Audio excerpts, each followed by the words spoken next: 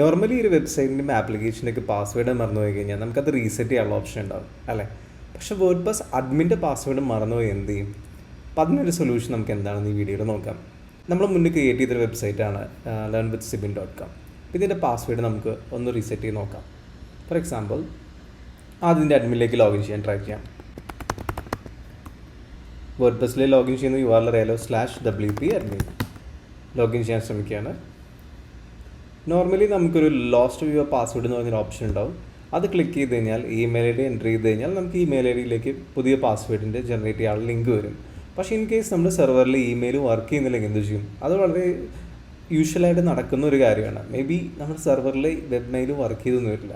So ആ ടൈമിൽ നമുക്ക് റീസെറ്റ് ചെയ്യാൻ പറ്റില്ല. അപ്പം നമുക്കൊരു ഓൾട്ടർനേറ്റീവ് സൊല്യൂഷൻ വേണം. അതെന്താണെന്ന് നമുക്ക് നോക്കാം. അപ്പോൾ അതിന് നമുക്ക് ചെയ്യുന്ന കാര്യം, learnwithsibin.com ഹോസ്റ്റ് ചെയ്തിരിക്കുന്ന cPanel ലോഗിൻ ചെയ്യുക. cPanel ലോഗിൻ ചെയ്യണം. cPanel ലോഗിൻ ചെയ്യാനുള്ള ലിങ്ക് അറിയാലോ, learnwithsibin, നമ്മുടെ ഡൊമൈൻ /cPanel അല്ലെങ്കിൽ domain:2083. എന്നിട്ട് എൻ്റർ ചെയ്യുകയാണ്. നമ്മൾ യൂസർ നെയിം അടിച്ചു, പാസ്വേഡ് എൻ്റർ ചെയ്തു, ലോഗിൻ ചെയ്തു. ഇനി നമുക്ക് നേരെ ഫയൽ മാനേജറിലേക്ക് പോകാം. എന്തിനാണെന്ന് വെച്ച് കഴിഞ്ഞാൽ നമുക്ക് വേർഡ്പ്രസ് ഹോസ്റ്റ് ചെയ്തതിൻ്റെ ഡാറ്റാബേസ് എന്താണെന്ന് കണ്ടുപിടിക്കണം. മേ ബി നമ്മളുടെ ഈ ഒരു സെർവറിൽ ഒരുപാട് വെബ്സൈറ്റുകൾ ഹോസ്റ്റ് ചെയ്തിട്ടുണ്ടെങ്കിൽ ഇതിൻ്റെ ഡാറ്റാബേസ് എന്താണെന്ന് നമ്മൾ നോക്കണം. അപ്പോൾ അതിന് വേണ്ടിയിട്ട് ആദ്യം വേർഡ്പ്രസിൻ്റെ റൂട്ട് ഫോൾഡറിലേക്ക് ചെന്ന് wp config എന്ന ഫയൽ നോക്കുക, ഒന്ന് എഡിറ്റ് ചെയ്ത് നോക്കുക. അത് എഡിറ്റ് ചെയ്ത് കഴിഞ്ഞാൽ നമ്മുടെ ഡാറ്റാബേസ് എന്താണെന്ന് നമുക്കിവിടെ മനസ്സിലാക്കും. learnwithsibin ഇതാണ് നമ്മുടെ ഡാറ്റാബേസ്. അപ്പോൾ ഈ ഡാറ്റാബേസ് നമുക്ക് എന്ത് ചെയ്യണം? cPanel പോയതിനു ശേഷം phpMyAdmin, ഇത് ഡാറ്റാബേസ് മാനേജ് ചെയ്യുന്നൊരു സോഫ്റ്റ്വെയർ ആണ്. phpMyAdmin ക്ലിക്ക് ചെയ്യാണ്, ഇതിലേക്ക് റീഡയറക്റ്റ് ചെയ്ത് പോകും. തൽക്കാലം ഈ ഒരു സെർവറിൽ ഈ ഒരു വെബ്സൈറ്റാണ് നമ്മൾ ഹോസ്റ്റ് ചെയ്തിട്ടുള്ളത്. സോ നമ്മൾ ആ ഒരു ഡാറ്റാബേസ് നോക്കിയാൽ മതി. അപ്പോൾ ഈ ഒരു പ്രോസസ്സ് ഓപ്ഷനിലാണ്. നിങ്ങൾക്ക് ഡാറ്റാബേസ് എന്താണെന്ന് നേരിട്ട് അറിയാമെന്നുണ്ടെങ്കിൽ ഫോൾഡറിലേക്ക് വന്ന് wp config നോക്കേണ്ട ആവശ്യമില്ല. അല്ലെങ്കിൽ അത് നോക്കുക, എന്നിട്ട് ആ ഒരു ഡാറ്റാബേസ് ആണെങ്കിൽ മാത്രം അത് ചൂസ് ചെയ്യുക. എന്നിട്ട് നമുക്ക് wp യൂസേഴ്സ് ക്ലിക്ക് ചെയ്യാം. wp ഇതാണ് ഒരു ഡാറ്റാബേസ്, അതിൻ്റെ ടേബിൾസ് ആണ് ഈ കാണുന്നത്.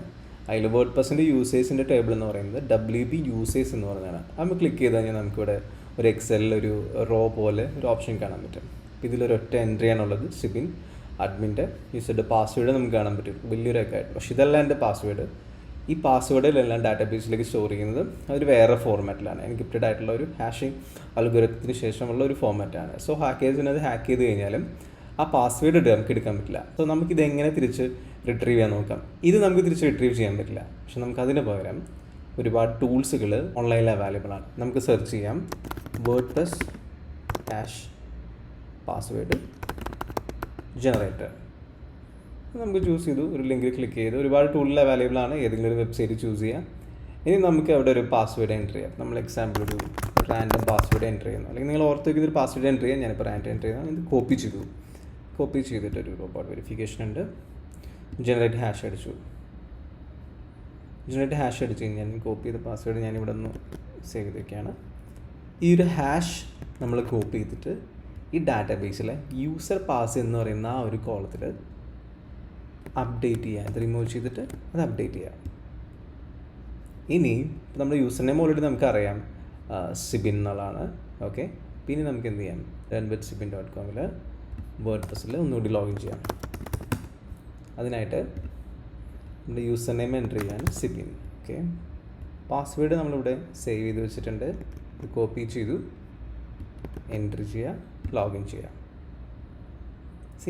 അത് ലോഗിനായി. നമുക്ക് ഡാറ്റാബേസിൽ മാനുവലി എൻ്റർ ചെയ്ത് വേർഡ്പ്രസിൻ്റെ പാസ്വേഡ് ഹാഷ് നമുക്ക് ജനറേറ്റ് ചെയ്തിട്ട് അതിൻ്റെ ഈക്വലൻ്റ് ആയിട്ടുള്ള പാസ്വേഡ് യൂസ് ചെയ്തിട്ട് നമുക്ക് ലോഗിൻ ചെയ്യാൻ പറ്റും. സോ ഇൻ കേസ് നിങ്ങൾ പാസ്വേഡ് മറന്നു പോയി കഴിഞ്ഞാൽ ഇങ്ങനെ ചെയ്യാം.